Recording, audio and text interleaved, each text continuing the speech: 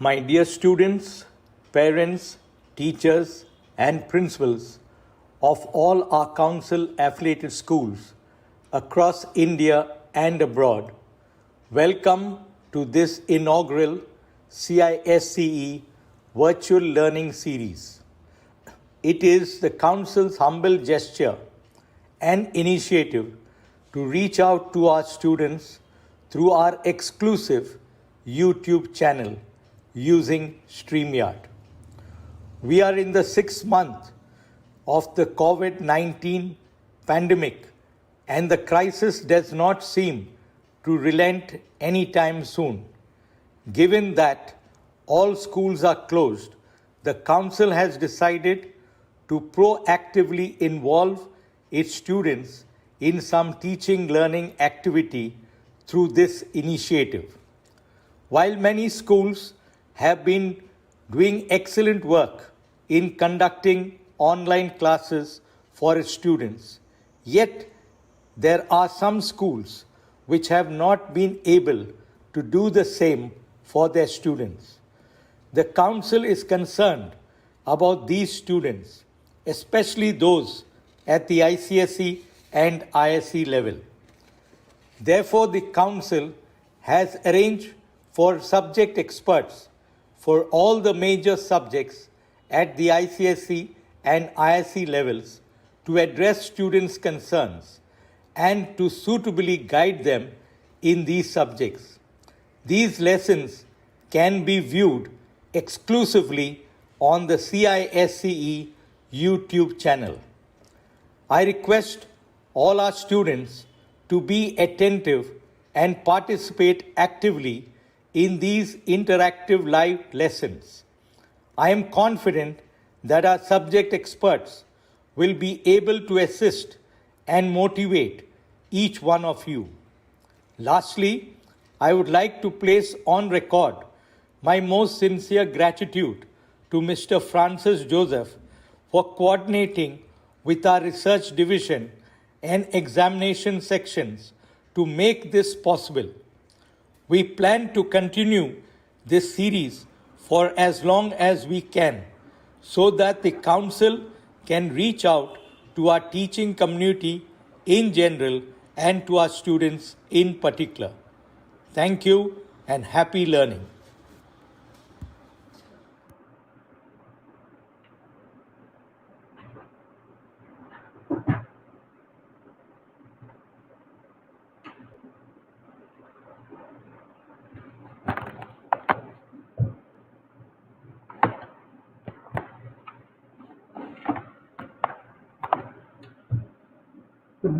Good morning children, good morning teachers, my fellow teachers. Before I begin, let me say a very, very big thank you to the ICSE Council for making this possible. Thank you for allowing us to be in touch with our teachers, to be in touch with our students, our pupils, wherever they are, in any part of the country, in any part of the world. So welcome to our very first inaugural lesson. My name is Hilda Peacock, and I have been an English teacher for many, many years. And today it is my great pleasure and my great honor to begin this session by teaching you how to write an argumentative essay. How to write an argumentative essay. Children, you know that when you come to class 10, in the board exam, English paper 1, question 1 has 5 different kinds of compositions that you are supposed to write. And one of these compositions is what we fondly call the debate composition or the argumentative composition. Let me begin by telling you that the argumentative composition is a very, very important exercise. You should start learning how to debate spoken. You should start learning how to write an argumentative essay, maybe class 9 and class 10. Many schools start in class 8, not a bad idea, not a bad idea. But you know, children, how it is, you children always want to know why. Why should we do this? Why should I do that? Why should I learn this? So let me begin this lesson by telling you why an argumentative essay, why a debate lesson is so important. Children, there's a very, very important life lesson attached to it. You know, children, in today's world, it is important for you to have an opinion. It is important to have an opinion, firstly. Secondly, you must be able to voice your opinion. You must be able to say what you think. But you must do it politely. You must do it formally. You must do it in a way that is convincing, that is persuasive, that you get other people to agree with you. We live in a day and age where it is important, children, to stand up and be counted. The time has now come for every one of us to be able to learn to present an argument. This is a life skill, children. It's got nothing to do with your examinations, believe me. And this examination is only a means whereby we train you for life. So don't at all imagine that we put this in randomly. There are very, very important life lessons attached to each topic, to each subtopic in your entire curriculum. And I want to tell you one thing, children, this is off record. It makes me very sad when I listen to people who say that our education system has no link with real life. How can anybody say that? Everything we say and do is linked to real life. Everything we teach you has a life application. Children, it is for us, teachers, and for you, children, to find that life application, to find what it is useful for. Learn it and then go and apply it. You modify it, you change it around, you use it as you want to, but let the roots be set. And that is why today I have chosen the argumentative essay. The argumentative essay is a powerful life lesson. It is not something you just do and forget about in class 10. You must carry this lesson through life. How do I persuade someone to agree with me? And secondly, if I don't want to agree, or that person doesn't want to agree, how do I do this politely, firmly, and formally? This is a formal writing exercise. Children, see, logic is a very, very important subject. We don't have it in school. As soon as you step out of school, you'll have logic as a subject. And the base for logic lies in the argumentative essay. So today, we are going to do this not just for your ICSE board examination, but as a lesson for life. So join me as we walk through the stages of how do you write this argumentative topic. If I could please have that slide up which said argumentative topic, the argumentative essay, the argumentative composition. Children, the rules for all 5 kinds of composition remain the same. There are no changes. All right, that it is within 350 words, that you have to use paragraphs, that your syntax has to be good, your vocabulary has to be appropriate, children, not the big word. The big word doesn't impress anybody. We are talking about the appropriate word. Your composition has to be properly punctuated. But today, since we're doing only argumentative composition, I am going to tell you how do we write this argumentative composition. And actually, I'm going to hold your hand and lead you up a flight of 6 steps. You and I, we are going to climb these 6 steps together, from the first step to the 6th step. Just for an example today, just for the example, let us have a very popular topic with you. And the topic that I have chosen is school uniforms must be abolished. I'll say that again. School uniforms must be abolished. This is a lovely topic for you because you argue about it all the time and you bring up examples and you bring up arguments and you say, no, we don't want school uniforms, and some of you love your school uniform. So I've chosen this topic because I know it appeals to every one of you in classes 9 and 10, and we have lots of fantastic conversations about it in our schools. So for today, school uniforms must be abolished. This is our example. Before I go any further, teachers, please remember that when you are setting a topic for the debate, the topic must be evenly balanced. That means arguable on both sides. The topic can never be a question. Maybe sometimes when we meet as teachers, I'll tell you why it cannot be a question. It always has to be a statement that is balanced, and naturally, I don't have to say this to you, it must be contextual and it must be contemporary. Take something that appeals to the heart of the 15-year-old child. And I can tell you from my own experience that this issue of school uniforms, having it, not having it, is very, very close to their heart. And so for this morning, our topic is school uniforms must be abolished. You see, children, when you get a topic for debate, something happens inside your heart. At once you react. School uniforms must be abolished. No. Or supposing another example I'll give you. Moral science is the most important school subject. And I can imagine a whole lot of you screaming and saying, yeah, it's the most important school subject. And some of you will say, no, what rubbish. Maths is more important, computer science. How can I get on in life without languages? No. What have you done? What has happened inside you? The minute you see a topic that you think is controversial, something happens inside your heart. You respond. You burst out. You burst out. With what? With a yes, I agree. Or no, I don't agree. Can't be. Never. Impossible. You know that first outburst? I would like to give it a name. Little big word. You heard it before because we'll remind you of another word. The word is evocation. The topic that is given to you must evoke, must outburst in a response. May I have that slide, please? There must be an evocation. What is an evocation? See, it sounds so much like woke. Evoke. Think, if you don't know this word, think it sounds like woke. It wakens up there. You shake up inside. School uniforms must be abolished.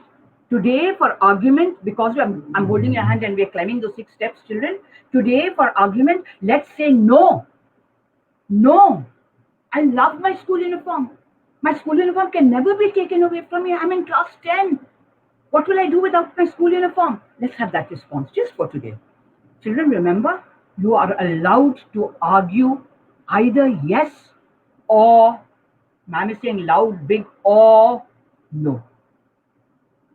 What have you done? An evocation. An evocation means it pulls out a response from you. You say to that statement, school uniforms must be abolished. No, can't be. See, at once that outburst, that response. So the first thing you do in a debate, children, on the very first step is evocation. You must respond strongly. You must respond either in negative or in positive. Here we have said no, school uniforms must not be abolished. You cannot take away my school uniform. Please don't take away my school uniform. I love it so much. What have you done? You have responded. And I have shown you how to respond strongly. Not a watered down, yeah, maybe. No, yeah, maybe. A yes or a no. So what have we said today? What has been our evocation today? Loud, big, no. School uniforms must not be abolished. So the first thing, children, that you do on a debating composition in an argumentative essay is you stand on the first step and you stamp your feet and you say, no, school uniforms must not be abolished. Let me take you one step up. Having said school uniforms must not be abolished, let me hold your hand onto the second step. Climb the second step with me, children. And then what do? You give an explanation. Slide, please. Explanation. See, it's up there on your screen. You have taken a side. Taken a side is vital. I told you, life lesson. In life, children, you cannot sit on the fence. You cannot wait for things to settle and then I will say yes or no and I'll go on which side is more powerful. No, that's not what we want you children to be. We want you to have a spine and to be able to state it and to say yes or no. Second step, explanation. You can see that on your screen, children. Explanation. Be careful, huh? Sometimes you spell explain, and then when you spell explanation, you put an I there. Just be careful. Just look at it hard. It will stick in your mind. Explanation. What do you do in the second step? In the second step, children, you must explain the keywords, the main terms that are used in the topic. The topic is up on your screen, the topic is up on your board, the topic is in your question paper. Look at what are the main words. I don't like to say keywords, in our examination system, it has a very bad connotation. I won't say keywords. Look at the important words in the topic. Where are the important words? They're in the topic. They're given to you. You don't have to coin them. You don't have to make them up. If you're allowed to use a pencil, just underline them. Look at this topic. Look at this topic. It says school uniforms must be abolished. To my mind, children, there are two key terms. One is school uniforms. One is the word abolished. You have to give an explanation. What is a school uniform? What is the meaning by? What is the meaning of abolished? What do you mean by school uniforms? I'll tell you. I'd love it if it were interactive. Then I would hear what you have to say. Today I'm doing all the talking. It's a bit unfair, no? Maybe next time we'll talk to each other. All right. So what are school uniforms?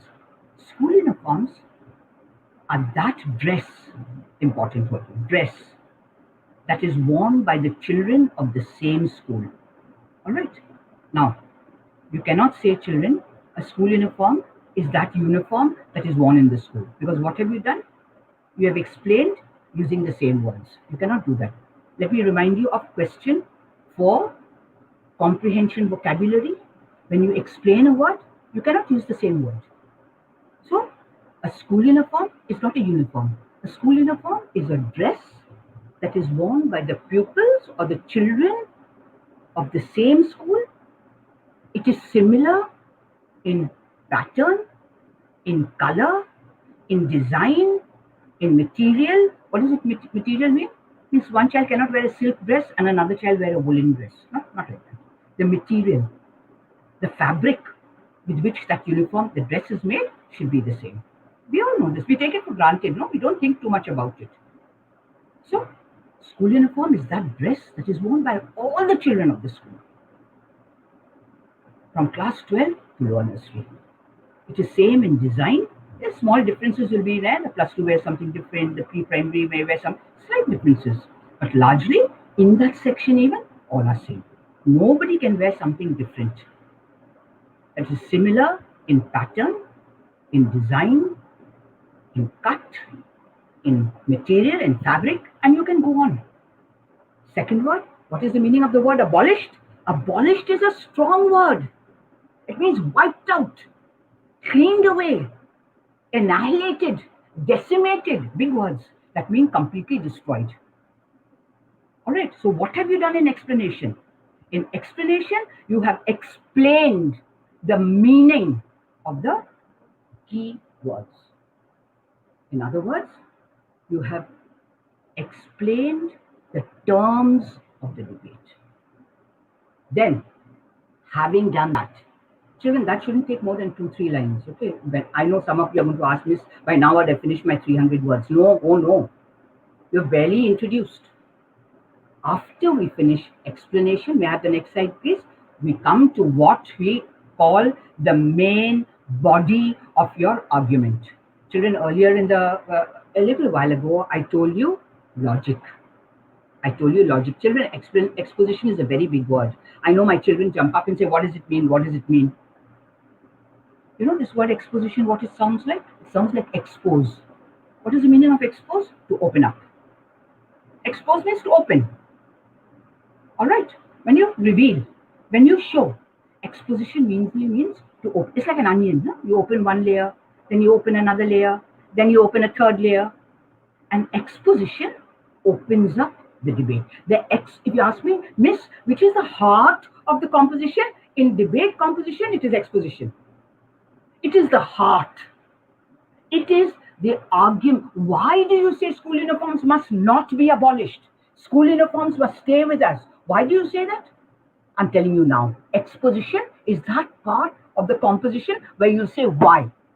And you will show the link, children. Look at my hands, please. Why and because. Why should school uniforms not be abolished? School uniforms must not be abolished because. One reason, two reasons, three reasons. Children, don't give more than three reasons. I'll tell you why. Because time, number of words. In class 10, if you give three reasons, remember in class 2 or 3, we used to do that question, give reasons for. Same thing. Same thing. What you learned then, you're carrying over now. Give reasons for why you think. Expose your argument. Give reasons why you think school uniforms must not be abolished. You're showing the link between why and because. And I'm sorry to say, children, this is a link that has not been treated very fairly. Far too many of us adults, we don't know the link between why and because.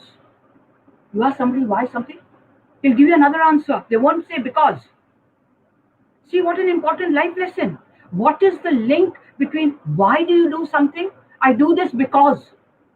Why should school uniforms not be abolished? School uniforms should not be abolished because.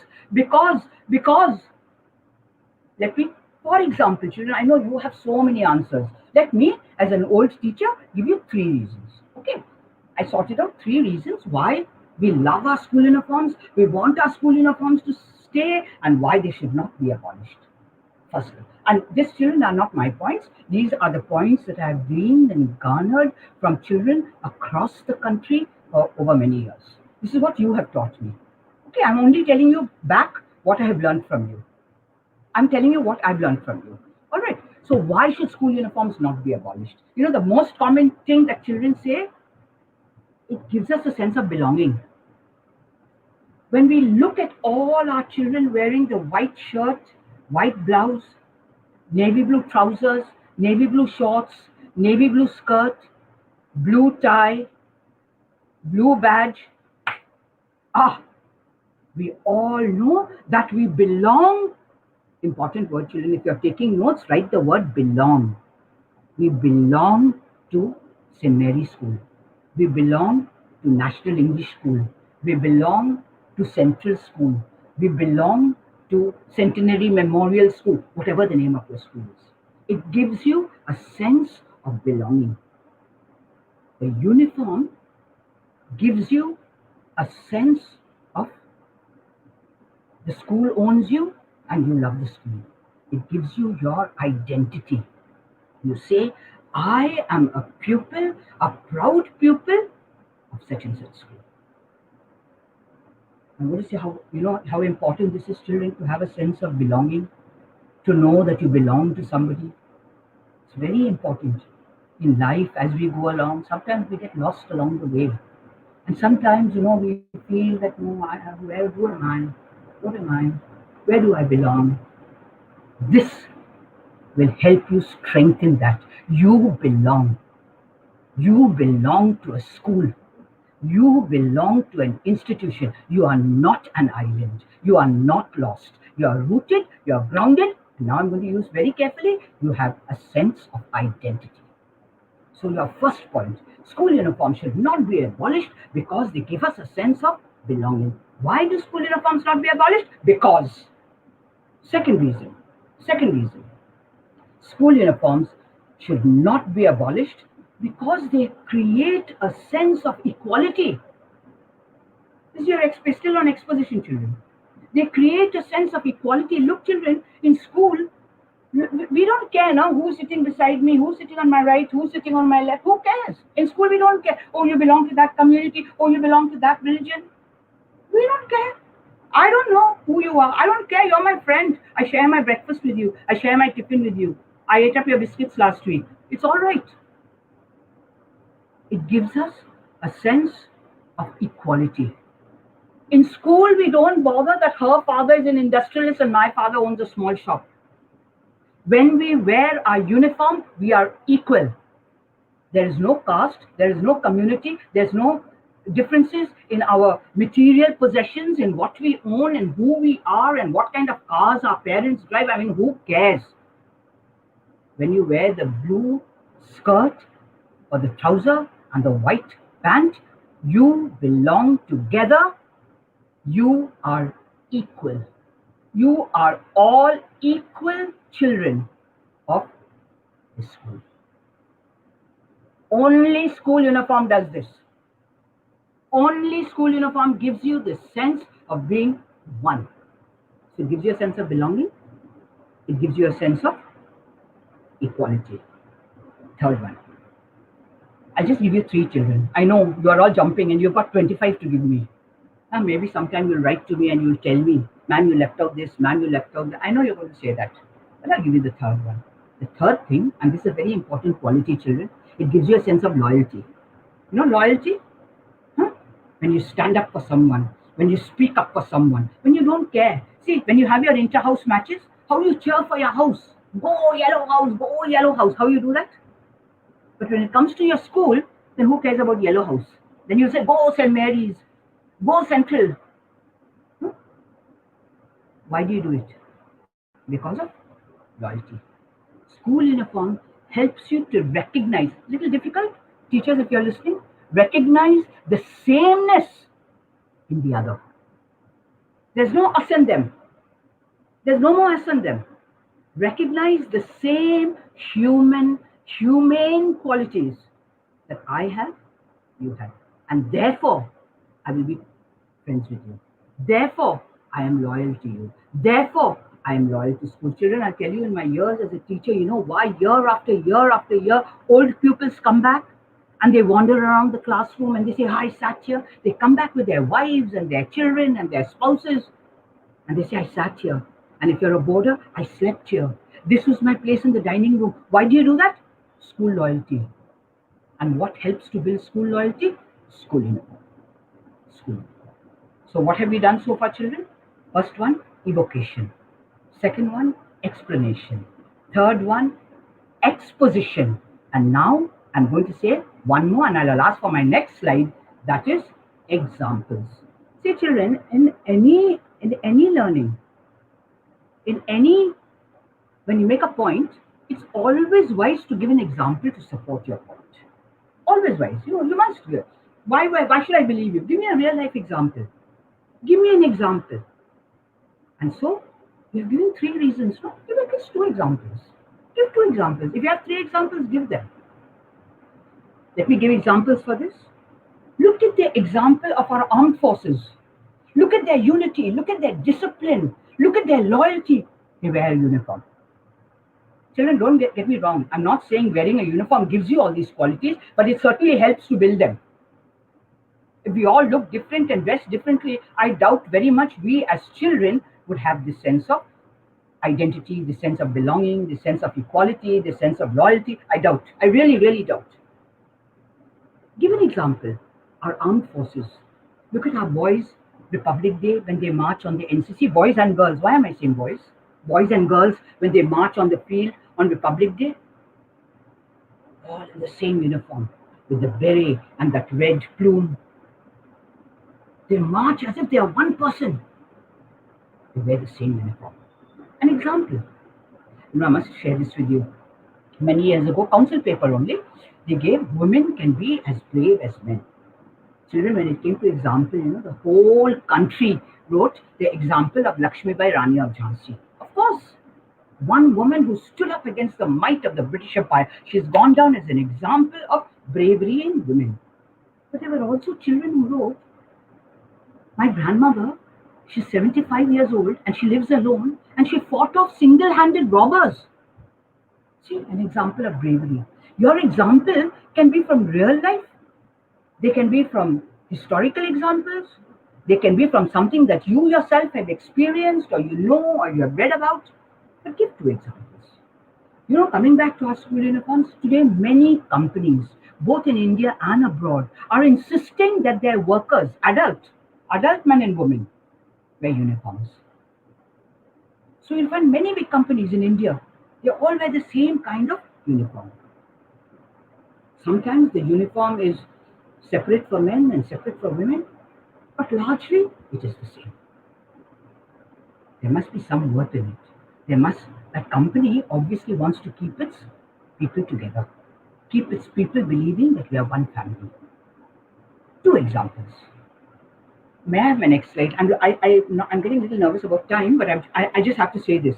Children, our next step, I walked with you step evocation, you've climbed to explanation, your third step exposition, your fourth step example. We are now on the fifth step, and we need to stop here for a while and take stock. See, this is a life lesson. Children, I wish I didn't have to teach you this. I wish I could just jump this, but I can't do that with good conscience. I have to tell you, children, every argument has another side to it. Every argument. And it is our intention in the council to teach you to respect that there are other sides to it.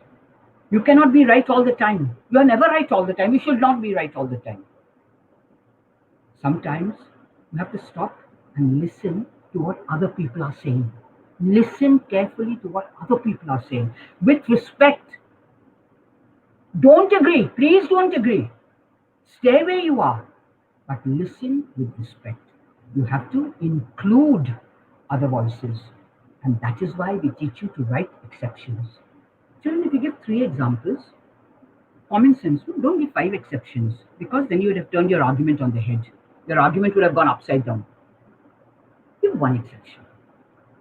And when you give an exception, be careful how you word it. Be careful. See, some people may think that, sometimes it may be seen that, although, perhaps. Use words that protect your argument. Don't throw away your argument. Don't throw away your argument. So far you have climbed, this is your 5th step. You've come all the way. Now don't demolish your own argument by ruining this step. So tread here very, very carefully. Teachers, a word of warning to you. If you feel your class is not capable of handling exceptions, it is a life lesson, but feel free to allow them to drop this step. But I'm going to say it for those of you who can handle it. When you have given examples, say some people may think that school uniforms rob us of our individuality to choose. See, maybe. All right. You may say that, no, why should I wear the same color? It doesn't suit me. I feel hot in terracotta. I want to wear something. Or I feel cold in cotton. I want to wear woolen. I don't like blue. I want to wear red. All right. To that extent, what does school uniform do? It restricts your choice.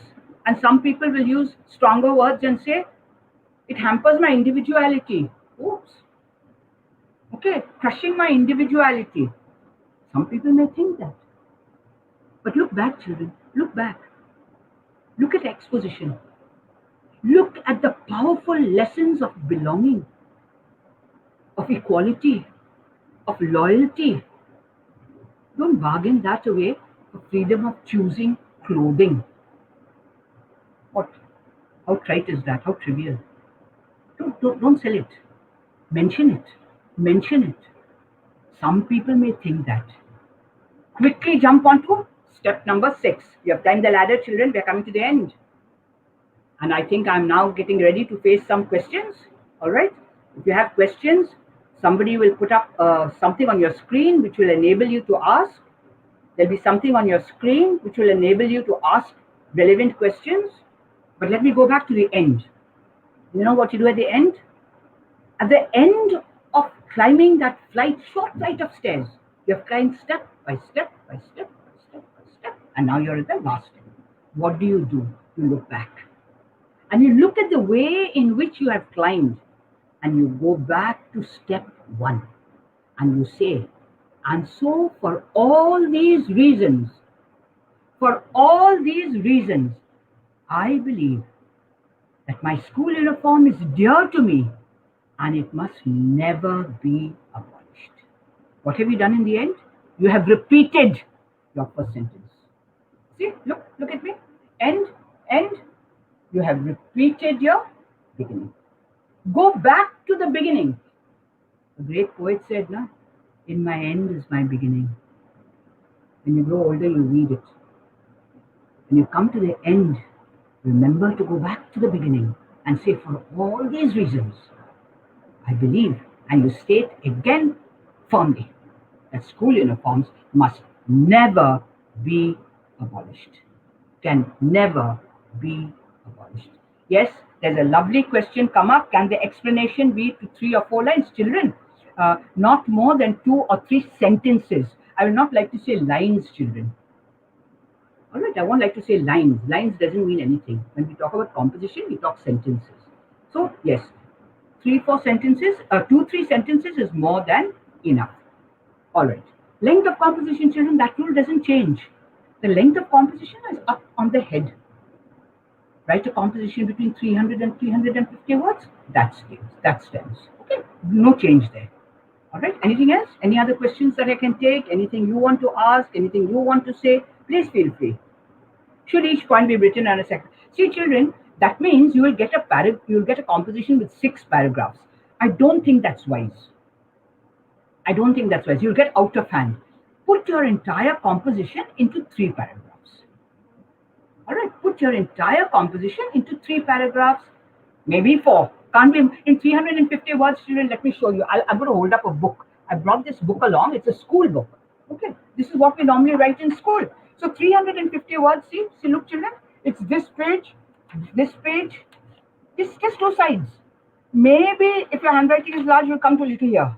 So just these 2 sides. So there's no point in going into more than 3 paragraphs. All right. I think I've answered that point. Anything else? No, absolutely no. May I argue on both sides? Child, whoever has asked this question, never do that. You cannot. We talked about the life lesson. You must have an opinion. And have the courage of your conviction to state your case.